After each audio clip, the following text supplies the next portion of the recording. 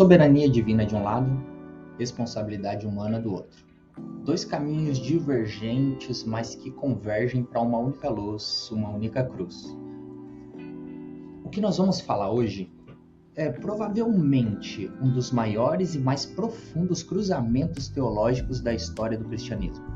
Afinal, como a gente consegue conciliar a autoridade absoluta de um Deus que é totalmente soberano com a nossa capacidade humana de fazer escolhas? É o tipo de tensão que fascina e desafia a nossa mente. E é por isso que hoje nós vamos mergulhar um pouquinho nessa análise. E se você assistir até o final, eu tenho um presente para você, ok? Então fica aí. Se você ainda não me conhece, muito prazer, meu nome é George e você está no meu canal. Aqui eu posto louvores, falo sobre teologia. Se você gosta desse tipo de conteúdo, considere se inscrever.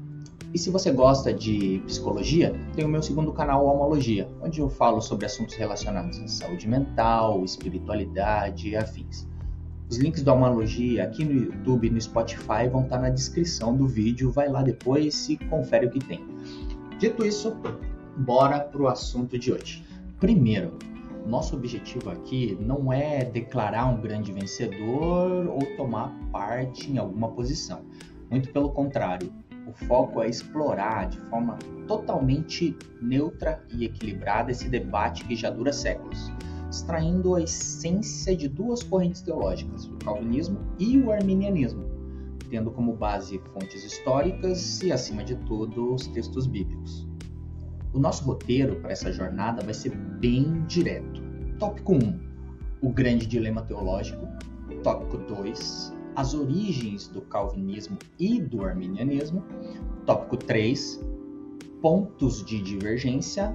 Tópico 4, alguns textos bíblicos em debate. Tópico 5, soberania divina e responsabilidade humana. E, para fechar, o tópico 6, o centro da fé. Então vamos lá, o grande dilema teológico. Antes de nós entrarmos nos debates mais pesados, a gente precisa alinhar um pouco do vocabulário. Vamos começar por predestinação. Basicamente, predestinação é a doutrina de que Deus estabeleceu o seu propósito para a salvação desde antes da fundação do mundo.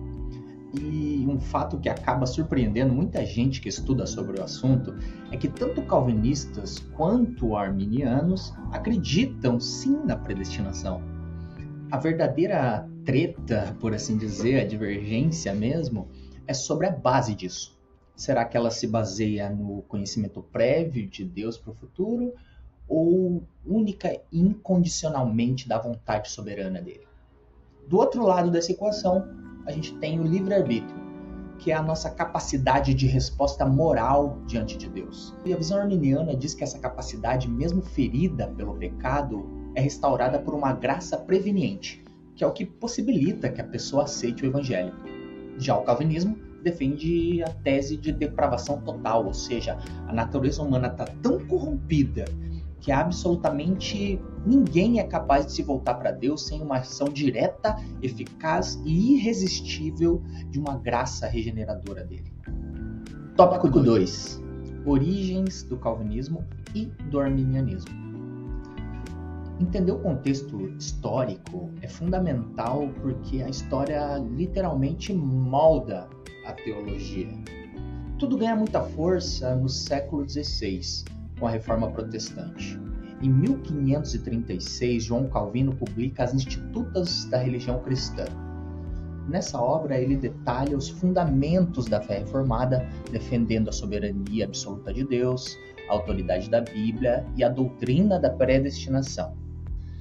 Aí, décadas depois, Jarcó Armínio vem e propõe algumas interpretações diferentes, especialmente sobre a predestinação e a soberania divina. Embora Armínio fosse um teólogo da tradição reformada, ele questionou o rigor de alguns ensinamentos calvinistas da sua época, formulando um sistema que valoriza o livre-arbítrio e a vontade humana.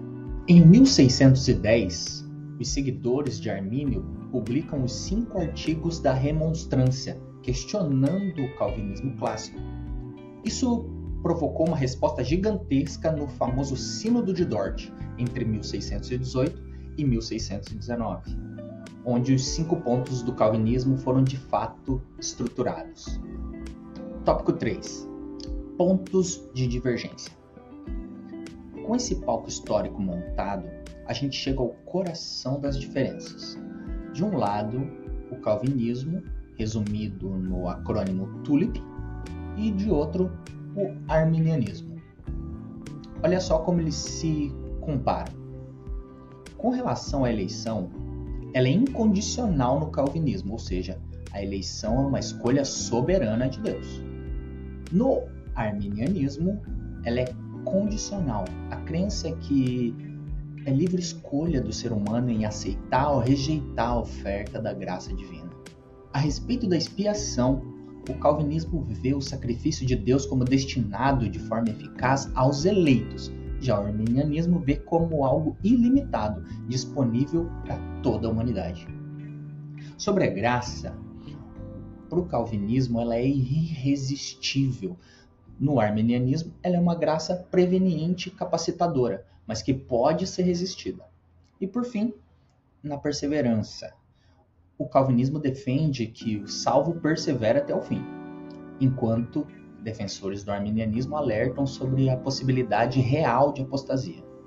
São 2 sistemas teológicos biblicamente lógicos, mas bem distintos em alguns pontos. Tópico 4. Textos bíblicos em debate.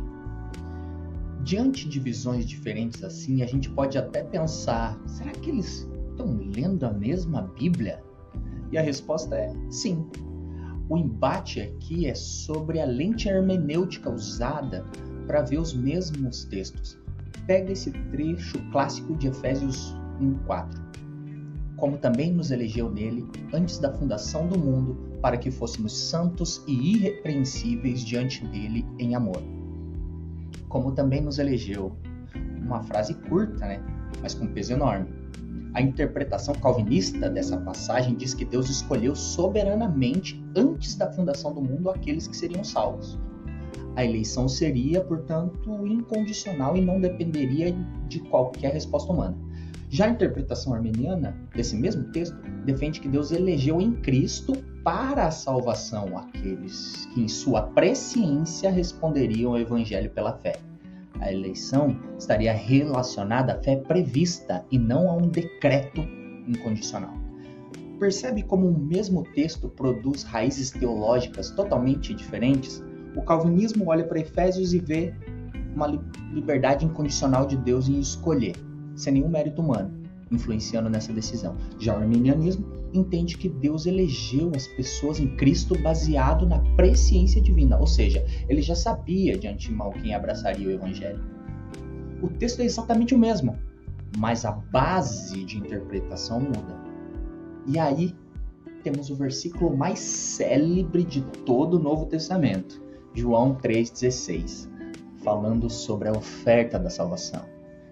Porque Deus amou o mundo de tal maneira que deu seu Filho unigênito para que todo aquele que nele crê não pereça, mas tenha a vida eterna. De novo, as divergências florescem da mesma semente. Para o calvinismo, aquele que crê só é capaz de crer porque Deus já fez uma obra interna e soberana no coração dessa pessoa. A fé, nesse caso, é um dom dado exclusivamente aos eleitos. Em contrapartida, a visão arminiana foca na extensão gigantesca dessa promessa. O amor ao mundo significa que a oferta de salvação é genuinamente universal. O ato de crer é uma resposta real e livre, que só é possível por causa daquela graça preveniente que a gente mencionou antes. Tópico 5. A soberania divina e a responsabilidade humana. Depois de analisar um pouco dessa engenharia das interpretações, a gente esbarra em uma parede imensa. Até que ponto a mente humana consegue processar esse mistério? A Bíblia ensina ao mesmo tempo que Deus está no controle absoluto e que nós somos chamados a tomar decisões de vida ou morte. Como é que a gente encaixa essas duas verdades sem quebrar nenhuma delas? Sinceramente, a única saída honesta para esse debate é reconhecer o que o profeta Isaías escreveu sobre a imensurável distância entre o Criador e a criatura. Porque os meus pensamentos não são os vossos pensamentos, nem os vossos caminhos os meus caminhos, diz o Senhor. O mistério simplesmente persiste. A nossa compreensão tem limites muito rígidos diante do agir insondável de Deus. E quer saber? Reconhecer esse limite é, na verdade, a mais pura expressão de reverência que a gente pode ter. Tópico 6. O centro da fé. Chegando na reta final da nossa conversa, é hora de tirar o foco daquilo que divide e olhar para o alicerce que une todo mundo. Independente da graça ser vista como irresistível ou preveniente, a linha de chegada é exatamente a mesma. A salvação pertence ao Senhor. Ela acontece exclusivamente pela graça e é recebida através da fé em Jesus Cristo. No fim do dia, os dois grupos podem debater intensamente, mas ambos defendem o mesmo rei e o mesmo evangelho. E essa postura conciliatória me lembra muito uma frase atribuída ao teólogo luterano do século XVII, Hubertus Meldenius. Nas coisas essenciais, unidade; nas não essenciais, liberdade; em todas as coisas, caridade. Isso é um baita lembrete de que a teologia tem que ser uma ferramenta de adoração e encantamento, e não uma arma para causar divisão. Para fechar, se você gosta de estudar teologia, se já acompanhou esses debates, calvinismo, arminianismo, predestinação, livre-arbítrio, você já se perguntou se todo esse estudo teológico está nos aproximando de Cristo ou só servindo para alimentar discussões infinitas? Porque, no fundo, entender a mecânica exata da predestinação e do livre-arbítrio é algo secundário diante do chamado prático para viver a fé. Entender toda a soberania não salva ninguém. Confiar de olhos fechados no soberano é o que realmente importa. A beleza de tudo isso é justamente manter a nossa mente maravilhada com a grandiosidade de um Deus que, ainda bem, está muito além da nossa compreensão. Porque se ele coubesse dentro da nossa compreensão, ele não seria Deus. Muito obrigado para você que acompanhou até aqui. E como eu prometi lá no início, eu tenho um presente para você. Se você gosta desse assunto, eu estou deixando na descrição desse vídeo um link por e-book que eu fiz para poder produzir esse vídeo. Um pouco mais sobre o tema. Ele vai estar com valor simbólico para você adquirir, ler, e espero que sirva como um ponto de partida para você se aprofundar mais no assunto e conhecer um pouco mais da Palavra de Deus. Como sempre, fica o pedido para você curtir o vídeo, compartilhar, deixar seu comentário e nos seguir. Um forte abraço, Deus abençoe a sua vida, até mais!